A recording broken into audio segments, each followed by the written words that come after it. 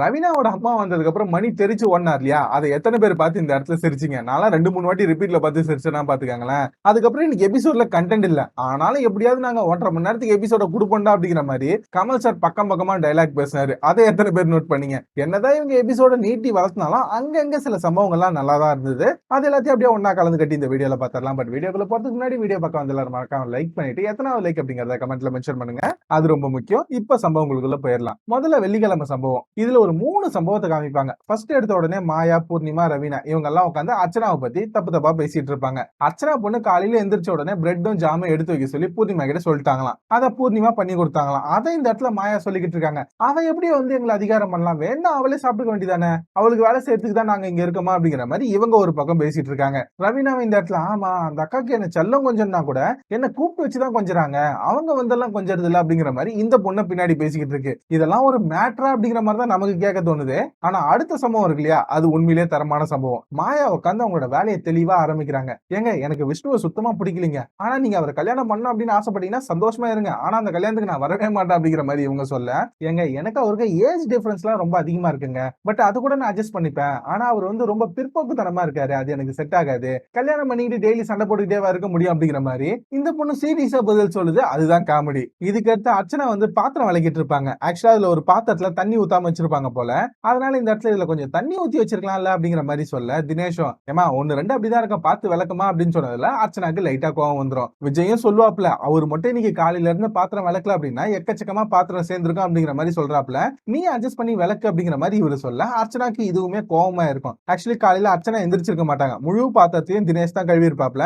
இதுல இந்த இடத்துல ஒரு சின்ன தகராறு வந்திருக்கும்னு வச்சுக்கோங்களேன், அதான் இந்த இடத்துல காமிச்சிருக்காங்க. ஆனா அர்ச்சனா வேலை செய்யறதுல கொஞ்சம் டல்லா தான் இருக்காங்க, அது கிளியராவே தெரியுது. இதுக்கு அடுத்து தான் கமல் சாரோட என்ட்ரி. முதல்ல உள்ள வந்த உடனே இந்த வாரம் உங்க ஃபேமிலி எல்லாம் வந்தாங்க, உங்களோட அனுபவத்தை சொல்லுங்கப்பா அப்படின்னு சொல்லி ஒவ்வொருத்தரையா கேக்குறாப்ல. சோ எல்லாருமே எங்க வீட்டுல இருந்து வந்தது ரொம்ப சந்தோஷம் சார், இவங்க எல்லாம் வந்தாங்க சார், எங்களுக்கு இதெல்லாம் ரொம்ப பிடிச்சிருந்தது சார் அப்படிங்கிற மாதிரி எல்லாருமே நல்லா தான் சொன்னாங்க. அப்கோர்ஸ் இந்த மாதிரி கேள்வி கேட்டா எங்க வீட்டுல இருந்து வந்தாங்க சார், எங்களுக்கு பிடிக்கல சார் அப்படின்னு நான் சொல்லுவாங்க. எல்லாருமே நல்லா இருந்தது அப்படின்னு தான் சொன்னாங்க. இதுல ஓரளவுக்கு இன்ட்ரெஸ்டிங்கா இருந்தது அப்படின்னா மணி ரவீனாது. மணி வந்து கிளியரா சொல்லியிருப்பாப்ல, எங்க வீட்டுல இருந்து வந்து ஒன்னும் பெருசாலாம் சொல்ல சார், நல்லா தான் விளையாட அப்படியே விளையாட அப்படின்னு தான் சொன்னாங்க. பட் அவங்க வீட்டுல இருந்து வந்து சில விஷயங்கள் சொன்னாங்க, அதை தான் என்னால ஏத்துக்க முடியல. சில விஷயத்தை ஏத்துக்கிறேன், பட் நான் பண்றது எல்லாமே கண்டென்ட்டுக்காக அப்படிங்கிற மாதிரி சொல்லிட்டாங்க, அதை என்னால ஏத்துக்க முடியாது. நான் இங்க அவ கூட எப்படி இருக்கோம்னா அது எதுவுமே கண்டென்ட் எல்லாம் கிடையாது, நான் ரியலா தான் பண்ணேன் சார் அப்படிங்கிற மாதிரி இவர் உண்மையாவே போட்டு உடச்சிட்டாப்ல. நான் அந்த பொண்ணு தான் லவ் பண்றேன் அப்படிங்கறத சொல்லாம சொல்லிட்டாப்ல. அது மட்டும் இல்லாம அவங்க இது எல்லாமே நான் கண்டென்ட்டுக்காக தான் பண்ணேன் அப்படின்னு சொன்னது கஷ்டமா இருந்தது சார் அப்படிங்கிற மாதிரி சொல்லிட்டாப்ல. அதுக்கு அடுத்து ரவீனா கிட்ட வரும்போது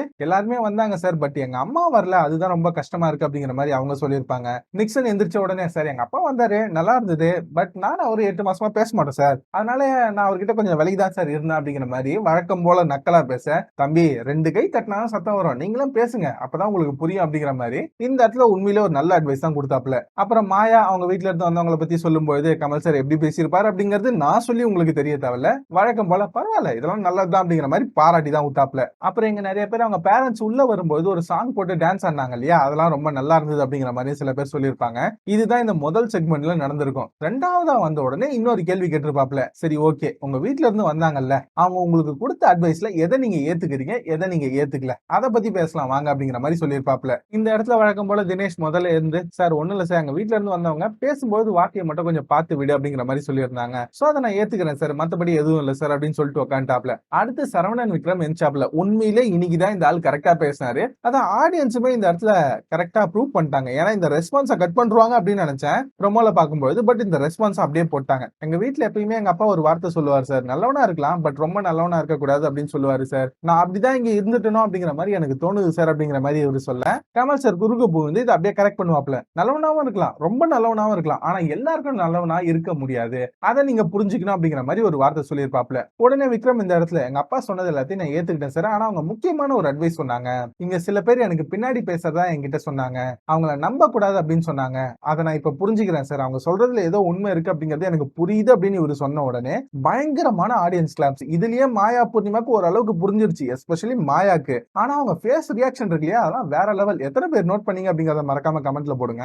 இதுக்கப்புறம் தான் கமல் சார் சொல்லுவாப்ல, நம்புறது அப்படிங்கறத தாண்டி சாயறது அப்படின்னு வச்சுக்கலாம், ஏன்னா யாராவது ஒருத்தரை நம்பிதான் ஆகணும். சப்போஸ் நம்ம வந்து ஒரு சப்போர்ட்டுக்காக ஒரு குச்சி பிடிக்கிறோம் அப்படின்னா அது பலமா இருக்கா அப்படிங்கறத ஊர்ஜிதப்படுத்திக்கிட்டு தான் அதுல கை வைக்கணும், இல்ல அப்படின்னா தடுக்கி விட்டு கீழே விழறதுக்கு கூட வாய்ப்பு இருக்கு அப்படிங்கிற மாதிரி ஒரு எக்ஸாம்பிள் சொன்னாப்ல. அதான் சார் அதை நான் புரிஞ்சுக்கிட்டேன், இதுக்கு மேல அதனால பார்த்து விளையாடலாம் சார் அப்படிங்கிற மாதிரி சொல்லிட்டு உக்காண்டாப்ல. அதுக்கப்புறம் மணி கிட்ட கேட்கும்போது சிலதை ஏத்துக்கிறேன் சார், சிலதை நான் ஏத்துக்கல சார் அப்படிங்கிற மாதிரி சொல்லியிருப்பாப்ல. ரவீனா கிட்ட வரும்போது இப்பதான் இந்த பொண்ணு வாய் திறந்து ஓரளவுக்கு பேசுது. எங்க வீட்ல இருந்து வந்தவங்க சில விஷயம் சொன்னாங்க, மேபி என் மேல அவங்களுக்கு இருக்கக்கூடிய தனிப்பட்ட கோவமா இருக்கலாம், அதை நான் ஏத்துக்கிறேன். ஆனா சில பழிய தூக்கி மணி மேல போட்டாங்க, அதை நான் ஏத்துக்கல. ஜஸ்ட் அவங்களுக்கு என் மேல இருக்க கோவமா மட்டும் தான் நான் புரிஞ்சுக்கிறேன் அப்படிங்கிற மாதிரி இப்பதான் இந்த பொண்ணு பேசுது. இது அன்னைக்கே பேசியிருந்தா மணி அன்னைக்கு ரோஸ்ட் வாங்கியிருக்க மாட்டாப்ல. இதுக்கு அடுத்து மாயா சொன்னாங்க பாருங்க, அதுதான் ஹைலைட். சார் எங்க வீட்ல இருந்து வந்த உடனே எங்க அக்கா ஒரு விஷயம் சொன்னா, உன்னுடைய பூ உன்னுடைய பொறுப்பு அப்படிங்கிற மாதிரி சொன்னா சார் அப்படிங்கிற மாதிரி சொன்னாங்க. ஆக்சுவலி அவங்க இதை எபிசோட்ல சொல்லும் போதே செம காமெடியா இருந்தது. இவங்க அதை திரும்ப ரிப்பீட் பண்ணும்போது இன்னும் காமெடியா இருந்தது. பூர்ணிமாவை பாத்துக்க சொல்லி எங்க அக்கா என்கிட்ட சொன்னாங்க. அதுக்கப்புறம் திரும்பவும் இந்த கேம்ல யாரையுமே நம்பாத அப்படிங்கிற மாதிரி என்கிட்ட சொன்னாங்க. என்ன டோட்டலா குழப்பி விட்டு போயிட்டாங்க. ஆனா நான் அவங்க கிட்ட கிளியரா சொல்லிட்டேன் சார், நான் யாரையுமே நம்பல அப்படின்னு சொல்லிட்டேன். இன்ஃபேக்ட் பூர்ணிமாவை கூட நான் நம்பலன்னு சொல்லிட்டேன் சார் அப்படிங்கிற மாதிரி திரும்பவும் அதை ரிஜிஸ்டர் பண்ணிட்டாங்க.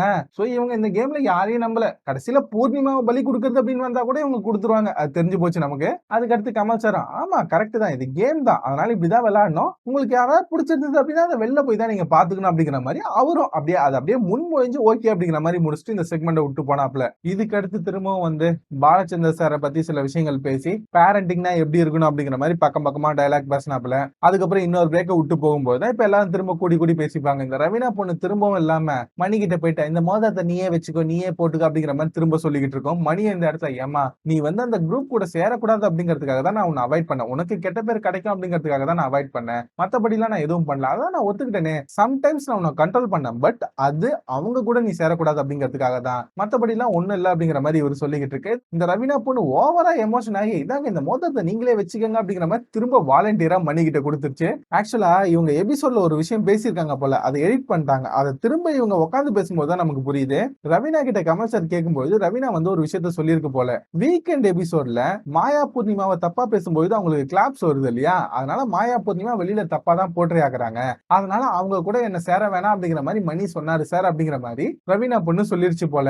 அதை எபிசோட்ல கட் பண்ணிட்டாங்க. பட் அந்த இன்டர்வல் பிரேக்ல இவங்க எல்லாம் பேசுவாங்க இல்லையா, அது மூலியமா நமக்கு புரியுது. அததான் திரும்பவும் மணி இந்த இடத்துல விஷ்ணு கிட்ட எல்லாம் சொல்லிக்கிட்டு இருப்பாப்ல, ஏண்டா அவங்க கூட சேர்ந்தா அந்த பொண்ணுக்கு கெட்ட பேர் ஆயிட போகுது அப்படிங்கிறதுக்காக அவளை வான் பண்ணேன், அதை கமல் சார் முன்னாடி அப்படியே சொல்லிட்டாலே அப்படிங்கிற மாதிரி மணி சொல்லிக்கிட்டு இருக்காப்ல. இதுக்கு நடுவில் இந்த சைடு மாயா பூர்ணிமா நிக்சன் எல்லாம் உட்காந்து வழக்கம் போல, மணி எப்படி அப்படி சொல்லலாம், கிளாப்ஸ் கிடைக்கிறத வச்சு நம்ம கூட பேசக்கூடாது அப்படிங்கிற மாதிரி அவன் எப்படி சொல்லலாம், இந்த மாதிரி விளையாடுறதுக்கு விளையாடாமலே இருக்கலாம் அப்படிங்கிற மாதிரி நிக்சன் சொல்லிக்கிட்டு இருக்காப்ல. இவருக்கு இவரோட நிலைமை என்ன அப்படின்னே புரியல. சோ இவர் வெளில வந்தாதான் புரிஞ்சுப்பாரு, அது வரைக்கும் வாய்ப்பே இல்ல. அதுக்கு அடுத்து மாயா பூர்ணிமா திரும்பவும் விக்ரம பத்தி பேசிட்டு இருக்காங்க. அவங்க வீட்டுல இருந்து வந்தவங்க எல்லாம் பின்னாடி பேசக்கூடாது அப்படின்னு சொல்லிட்டு போனாங்க இல்லையா, அந்த விஷயத்த பத்தி எல்லாம் இவங்க பேசிக்கிட்டு இருக்காங்க. ஆனா இந்த இடத்துலயும் பூர்ணிமா பொண்ணு சொல்லுது, ஏங்க அவங்க யார சொன்னாங்க அப்படின்னு நமக்கு கிளியரா தெரியாது, நம்மள அப்படி நாமளே எதுக்கு எடுத்துக்கணும், அமைதியா விடுங்க அப்படிங்கிற மாதிரி பூர்ணிமா லைட்டா காம் டவுன் பண்ண ட்ரை பண்ணுது. ஆனா மாயா இந்த இடத்துல, எனக்கெல்லாம் யாராவது துரோகம் பண்ணிட்டேன் அப்படின்னு சொன்னாலோ இல்ல நான் துரோகம் பண்ணிட்டேன் அப்படின்னு சொன்னாலும் என்னால ஏத்துக்கவே முடியாது அப்படிங்கிற மாதிரி சொல்றாங்க. பட் இவங்க பிரதீப்க்கு பண்ணது என்ன அப்படின்னு உங்களுக்கு ஏதாவது தெரிஞ்சா மறக்காம கீழே கமெண்ட்ல சொல்லுங்க. அதுக்கு அடுத்து திரும்பவும் கமல் சார் வந்து, எப்பா ரொம்ப நேரம் பேசிட்டேன், இனிமேட்டா நீங்க கொஞ்சம் பேசுங்க அப்படிங்கிற மாதிரி, இந்த கேம்ல உங்களை முன்னோக்கி கொண்டு போறது எது, அந்த டிரைவிங் ஃபோர்ஸ் என்ன, அதை சொல்லுங்க, நீங்க எப்படி திரும்ப மோட்டிவேட் பண்ணிக்கிட்டு உங்களை விளையாடுவீங்க, என்னதான் நீங்க என்கிட்ட திட்டு வாங்குற மாதிரி நினைச்சுக்கிட்டாலும் திரும்ப மண்டே ஆனதுக்கு அப்புறம் எப்படி நீங்க விளையாடுறீங்க, அதை பத்தி எல்லாம் கொஞ்சம் சொல்லுங்க அப்படிங்கிற மாதிரி ஒரு செக்மெண்ட்டை ஓட்டி விட்டாப்ல. எல்லாருமே இந்த இடத்துல, சார் நாங்க என்ன பிரச்சனை இருந்தாலும் திரும்ப மண்டே மார்னிங் எந்திரிக்கும் பொழுது கேமுக்காக ஏதாவது ஒண்ணு பண்ணணும் அப்படிங்கிறதுக்காக விளையாடுவோம் சார் அப்படிங்கிற மாதிரி சொல்லியிருப்பாங்க. நிக்சன்லாம் நாம வாங்குற காசுக்கு உருப்படியா ஏதாவது ஒண்ணு பண்ணணும் அப்படிங்கிறதுக்காக நான் விளையாட ஆரம்பிச்சிருவேன் சார், தனியா உட்காந்து யோசிப்பேன் சார் அப்படிங்கிற மாதிரி சொல்லியிருப்பாப்ல. மாயா இந்த இடத்துல என்னதான் திட்டு வாங்கினாலும் திரும்ப எந்திரிக்கும் பொழுது இந்த கேமுக்கு நாம ஏதாவது பண்ணணும் அப்படிங்கிறதுக்காக நான் விளையாடுவேன் சார் அப்படிங்கிற மாதிரி சொல்லியிருப்பாங்க. தினேஷ் வந்து, நான் எந்த பேக்கேஜஸும் வச்சுக்க மாட்டேன் சார், அதனால எல்லாத்தையும் மறந்துட்டு புதுசா ஆரம்பிப்பேன் சார் அப்படிங்கிற மாதிரி சொல்லியிருப்பாங்க. அர்ச்சனா வந்து, எனக்கு நேத்த பத்தியும் கவலை இல்ல, நாளைக்கு பத்தியும் கவலை இல்ல, இன்னைக்கு நான் எப்படி விளையாடுறேன்னா அது என் கையில இருக்கு, அதை மட்டும் ஃபோக்கஸ் பண்ணி விளையாடுவேன் சார் அப்படிங்கிற மாதிரி சொல்லியிருப்பாங்க. இந்த இடத்துல அர்ச்சனாவுக்கு வந்த கிளாப்ஸ் அப்படியே காமிச்சிட்டாங்க, அதுதான் ஹைலைட். எப்பயுமே இந்த மாதிரி அர்ச்சனா கிளாப்ஸ் வந்து அதை டோட்டலா கட் பண்றாங்க. இன்னைக்குமே நிறைய இடத்துல வந்துதான் என்னன்னு தெரியல, ஆனா இந்த ஒரு இடத்துல மட்டும் தான் காமிச்சாங்க. மணி கிட்ட கேட்கும்போது, இல்ல சார் எனக்கு எவ்வளவு பிரச்சனை இருந்தாலும் மறுநாள் காலையில நான் டான்ஸ் ஆடும்போது எல்லா பிரச்சனையும் அதுல பயங்கரமா ஆடி தீர்த்துட்டு அதுக்கப்புறம் ஃப்ரெஷ்ஷா ஆரம்பிப்பேன் சார் அப்படிங்கிற மாதிரி சொல்லியிருப்பாப்ல. ரவீனா கிட்ட கேட்கும்போதுதான், இந்த கேம்ல என்ன முன்னோக்கி கொண்டு போறது மணிதான் சார் அப்படிங்கிற மாதிரி திரும்பவும் போட்டு உடைச்சிருவாங்க. மணி நடிகிடுவாப்ல, ஏமா திரும்பவும் இந்த மாதிரி ஆரம்பிக்கிற அப்படிங்கிற மாதிரி. உடனே ஆடியன்ஸ் எல்லாம் பயங்கரமா இந்த இடத்துல கத்த, கமல் சார் உடனே, ஏமா எனக்கு சரியா கேட்கல, திரும்ப ஒரு அடி சொல்றீங்களா அப்படின்னு கேட்க, இல்ல சார் நான் என்னதான் டல்லா உட்காந்தாலும் மணி வந்து திரும்ப என்ன மோட்டிவேட் பண்ணி கேமுக்குள்ள கூட்டிட்டு வந்துருவாரு, நான் ஃபீல் பண்ணி உட்கார்றதை என்னோட வீட்டுல இருக்கவங்க பார்த்தா ஃபீல் பண்ணுவாங்க அப்படிங்கிற மாதிரி சொல்லி என்ன தேத்தி விடுவாரு அப்படின்னு சொல்ல, கமல் சார் டக்குன்னு இந்த இடத்துல, அப்போ உங்களை மோட்டிவேட் பண்றது ரெண்டு விஷயம், மணி இன்னொன்னு வீடு அப்படிங்கிற மாதிரி சிம்பாலிக்கா ஒரு விஷயத்த சொல்ல திரும்பவும் பயங்கர பயங்கரமான கிளாப்ஸ். சோ எல்லாருமே இந்த மாதிரி ஒரு ரீசனா சொல்லி முடிச்சுட்டு போக, ரவீனா நீங்க இன்னும் குழப்பமா இருக்கீங்க அப்படின்னு எனக்கு புரியுது. உங்க குழப்பம் தீரணும் அப்படின்னா நீங்க அந்த ரூமை திறந்து பாருங்க, ஸ்டோர் ரூமை திறந்து பாருங்க அப்படிங்கிற மாதிரி சொல்லிட்டு நான் நாளைக்கு சந்திக்கிறேன் அப்படிங்கிற மாதிரி கமல் சார் கிளம்பிடுவாப்ல. இதுக்கப்புறம் தான் முக்கியமான ஹை பாயிண்ட். ரவீனா போயிட்டு ஸ்டோர் ரூம் கதவை திறப்பாங்க. மணியை கூடவே போவாப்ல. உள்ள ஏதோ கேக்கு வச்சிருப்பாங்க அப்படிங்கிற மாதிரி உள்ள போய் கதவை திறந்து பார்த்தா ரவீனாவோட அம்மா அங்க நிக்க, ரவீனா சந்தோஷமாயிடுவாங்க. மணி அவ்வளவுதான் தெரிச்சுக்கிட்டு டேய் வழி விடுங்கடா அப்படிங்கிற மாதிரி தெரிச்சு வெளில ஓடி வந்துருவாப்ல. பட் அவங்க அம்மா இந்த இடத்துல எதுவுமே பண்ணல. ரவீனாவை பார்த்தாங்க, நல்லா விளையாடுறமா, சூப்பரா விளையாடுற, அதே மாதிரியே விளையாடு, இண்டிவிஜுவலா விளையாடு அப்படிங்கிற மாதிரி ஒரு வார்த்தை சொன்னாங்க. அதே மாதிரி மணியை பார்த்தா மாஸ்டர் எப்படி இருக்கீங்க அப்படிங்கிற மாதிரி நல்லா தான் வெல்கம் பண்ணாங்க. மணி தான் மைந்தாப்ல, பட் இவங்க அம்மா நல்லா தான் இந்த இடத்துல ட்ரீட் பண்ணாங்க. இன்ஃபேக்ட் இந்த இடத்துல இவங்க எல்லாம் பெட்ரூம்ல பேசலாம் அப்படின்னு வரும்போது மணிக்கு என்ன பண்றது அப்படின்னு தெரியல. கீழே கடந்த குச்சியை தூக்கிட்டு போயிட்டு குப்பை தொட்டியில எதையோ குத்திட்டு இருந்தாப்ல. அதெல்லாம் பாக்கிறதுக்கு செம காமெடியா இருந்தது. ரவீனாவோட அம்மா உள்ள வரும்போது என்னடா பண்ணிட்டு இருக்க, சைக்கிளுக்கு காத்தடிச்சிட்டு இருக்கியா அப்படிங்கிற மாதிரி கலாச்சு விட்டாங்கன்னு வச்சுக்கோங்களேன். அது மட்டும் இல்லாம ரவீனா கேட்பாங்க, எதுக்குமா நீ அன்னைக்கு வரல இன்னைக்கு வந்து அப்படின்னு கேட்க, இல்ல நான் அன்னைக்கு வந்திருந்தேன் அப்படின்னா மணி ஃபுல்லா கக்கூஸ்லயே தான் உட்காந்துருப்பான், இன்னைக்கு பாத்தியா என்ன ஃபேஸ் பண்ணி தான் ஆகணும் அப்படிங்கிற மாதிரி இவங்கள ஃபன்னா கலாச்சாங்க. அதுக்கப்புறம் இந்த ரவீனா பொண்ணு கூட்டு போவோம், மணி கிட்ட பேசுங்க அப்படிங்கிற மாதிரி. அந்த இடத்துல ரவீனாவோட அம்மா மணி கிட்ட சாக்லேட் எல்லாம் கொடுத்து நல்லபடியா விளையாடுங்கப்பா அப்படிங்கிற மாதிரி நாசுக்கா பேசி எல்லாத்தையும் முடிச்சு விட்டு வந்துட்டாங்க. அதுக்கப்புறம் பிக் பாஸ் இந்த வீட்டுல உங்களோட டைம் முடிஞ்சிருச்சு, நீங்க கிளம்பலாம் அப்படிங்கிற மாதிரி சொல்ல, இவங்களும் சரி ஓகேமா பார்த்து விளையாடு, இதுக்கு மேல வெளில வரத பத்தி எல்லாம் யோசிக்காத, இருக்கிற வரைக்கும் நீட்டா விளையாடு அப்படிங்கிற மாதிரி சொல்லியிருப்பாங்க. ரவீனாவை நான் வந்துருவோமா அப்படிங்கிற மாதிரி தான் சொல்லிட்டு இருக்கு. பட் என்ன ஆக போகுது அப்படின்னு தெரியல. விக்ரம் எவிக்டட் தெரிஞ்சு போச்சு. இன்னொரு எவிக்ஷன் இருக்காது அப்படின்னு தான் நினைக்கிறேன். ஏன்னா இன்னைக்கு எவிக்ஷன் நடக்கல இல்லையா, சோ நாளைக்கு ஒரே ஒரு எவிக்ஷன் தான் இருக்கிறதுக்கு வாய்ப்பு அதிகம். கண்டிப்பா அது விக்ரம் தான், அது எல்லாருக்குமே தெரியும். சோ ரவீனா இன்னும் ஒரு வாரம் இந்த கேம்ல இருக்க போறாங்க, அது கன்ஃபார்ம் ஆயிடுச்சு. சோ வெயிட் பண்ணி பார்க்கலாம் என்ன ஆகுது அப்படின்ட்டு. சோ இதுதான் இன்னைக்கு எபிசோட்ல நடந்த விஷயம். இன்னைக்கு எபிசோட பார்த்ததுக்கு அப்புறம் உங்களோட ஒப்பீனியன் என்ன அப்படிங்கறத மறக்காம கமெண்ட்ல போடுங்க. எஸ்பெஷலி ரவீனாவோட அம்மாவை பார்த்ததுக்கு அப்புறம் மணி பயந்து ஓடினாரு இல்லையா, அந்த சீனை பார்த்தப்போ உங்களுக்கு என்ன தோணுச்சு, எத்தனை முறை அதை ரிப்பீட்ல பாத்தீங்க அப்படிங்கறதையும் மறக்காம கமெண்ட்ல சொல்லுங்க. சோ இது வரைக்கும் வீடியோ பார்த்திருக்கீங்க அப்படின்னா கண்டிப்பா உங்களுக்கு வீடியோ பிடிச்சிருக்கும் அப்படின்னு நம்புறேன். அப்படியே போற பக்கத்துல ஒரு லைக் போட்டு போனீங்க அப்படின்னா நம்ம சேனல் இன்னும் நிறைய பேர்கிட்ட ரீச் ஆகும். சோ அதை பண்ணுவீங்க அப்படின்னு நம்புறேன். அடுத்த வீடியோல உங்க எல்லாரையும் மீட் பண்றேன். Until then, bye bye. Thank you guys.